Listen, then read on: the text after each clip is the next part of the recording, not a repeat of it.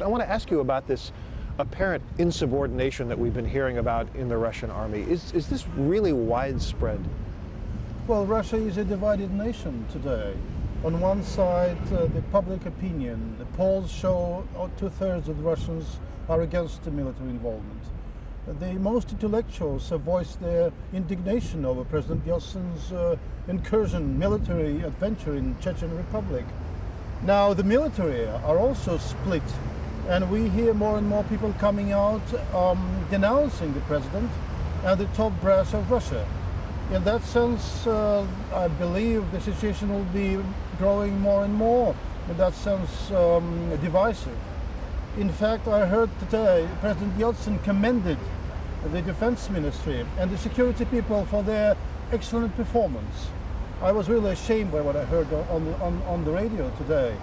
These guys, really what they are doing, they run counter to the will of the public in Russia, to the sentiments and moods of the whole nation. And the sooner the president realizes this, the better. What I'm also somewhat worried about is that these new trends in Russia's domestic policies may spill over to the international scene.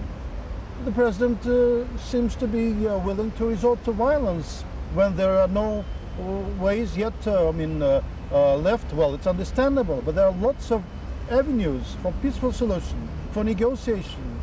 This has not been done. And this is, I say, a worrisome feature of new Russia, which may degenerate into an authoritarian state with President Yeltsin at the helm. Traditionally, leaders of this country have drawn their strongest support from the military, and now we see officers disobeying orders. I don't remember that ever happening before. True, this has never happened before. This is something unique, well, partly because the Russians, because of the perestroika, you remember that word, simply lost their fear, and now they voice their real sentiments, their real emotions, their real opinions. This country was subjugated for so long that you would never hear, except for a few dissident voices, any dissent. Now you hear it in all honesty, in full force, and the military are just humans. They do not wish to be involved in a police action. This is simply a degradation of the armed forces of Russia, and I strongly support their sentiments, and I voice my own indignation of what's going on in this country. Could this lead to a big blow-up? Could this lead to Yeltsin's ouster from office? Well, let me tell you, as far as I am concerned, the reputation, his political reputation, President Yeltsin's, has been damaged so much that it's beyond repair. And I'm no longer his supporter. I used to be his ardent supporter. No more, that's all. He's finished. And he is finished in the eyes of thousands and thousands and millions of Russians, including the military and security people who see this violation of human rights going on in the Chechen Republic. Absolutely atrocious. It's simply a shame for the nation. Why do you think he would have begun such a dangerous undertaking? Well, unfortunately, the president seems to be more and more influenced by the power structures, by the defense, by the interior, by the security people. After all, he owes them his salvation from the October crisis of 1993. Although reluctantly, they came out to his support, and now he apparently pays the debts. This is a very unfortunate situation. Well, to say that he is simply a hostage of these power ministries would be probably wrong. He is a willing hostage. Don't forget, his old background is that of an old communist functionary, a party apparatchik. And the people who surround him today also represent the worst in the imperial, in totalitarian mentality in the military-industrial complex, security people, the former party officials. They are all now in this small group sitting in the Kremlin, and they challenge the public opinion. They challenge the world public opinion. And this is what I say is very dangerous as far as Russia's future is concerned. And yet on the streets of Moscow, we don't see huge demonstrations. We don't see strong public support expressed publicly, that is. True, it's a pity. So far, we haven't seen massive demonstrations. The Russians have been so much cheated lately, have been so much ignored in their sentiments. they are so much busy with their daily chores, trying to survive in this despicable economic situation. So the matter of survival is number one. The matter of war and peace is secondary to them, until and unless it affects them personally. So far, it affected only hundreds or thousands of Russian families. But once they realize that they cannot stand aloof aside from what's going on, then the country's movement will be strong and powerful. And I believe the small groups, relatively small, but compared to Afghan affair, they are large. They will make the Russian people just more vocal, more forceful in their opposition to this war in the Chechen Republic. And do you imagine this is going to last for a while, this war? Well, this war looks like a hopeless adventure. It may end in terms of defeat of the Chechen forces. They will be overwhelmed by the Russians, no doubt. But the resentment, the bitterness will remain for years and for decades.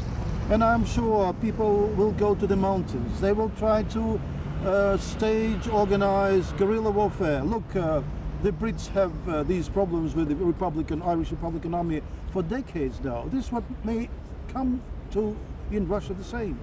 And what's more important, maybe not only the people of Chechen, but also the people of other small Caucasian republics. Don't forget, they all are, like kinfolk. They live together. Their history is the same, and their bitterness will certainly be felt in Russia for many years to come. What can Yeltsin do now? Well, if I were him, I would stop this bloodshed immediately. I would enter into negotiations by inviting President Dudayev, and he has now become a national hero. Invite him to the Kremlin with all security guarantees, talk to him and find a solution. I'm sure the best way to treat a small nation is to be magnanimous, to be willing to understand the position of a man who was simply pushed into a corner and he's fighting back. It must not go on like that. He must be invited, and ways must be found to settle the problem and to start economic recovery of this small nation. But is this the beginning of the disintegration of the Russian Federation? In fact, it may well become one, because the regions, the small republics, will be now very cautious about Moscow.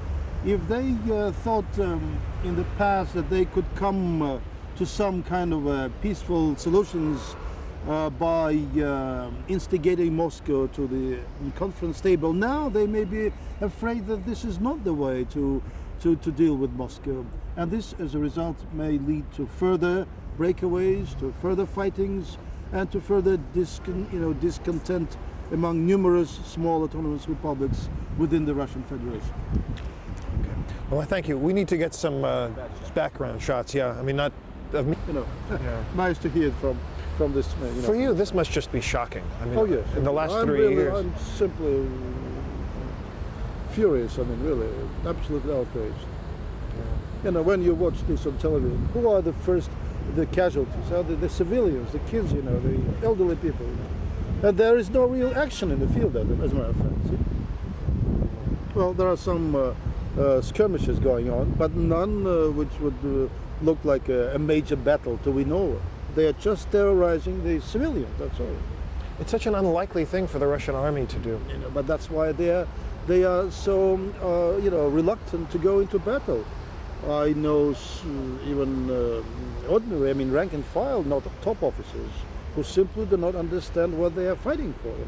That this is exactly what's happening. They are killing their own, the citizens of their own country, and why? I say I understand when there would be a civilian battle. Do you think this happened in Russia? There's been a lot of speculation about his absence, his public absence. Do you think he is unwell? He is shirking responsibilities, and this has happened on many occasions. It has. Whenever the crisis happens in Russia, occurs, he is out. He's in Sochi. He is in his dacha. I think he's afraid of responsibility. It's not a strategy on his part. No, it's not a strategy. No, this is simply, Gorbachev would say, "I didn't know," but he would face the music.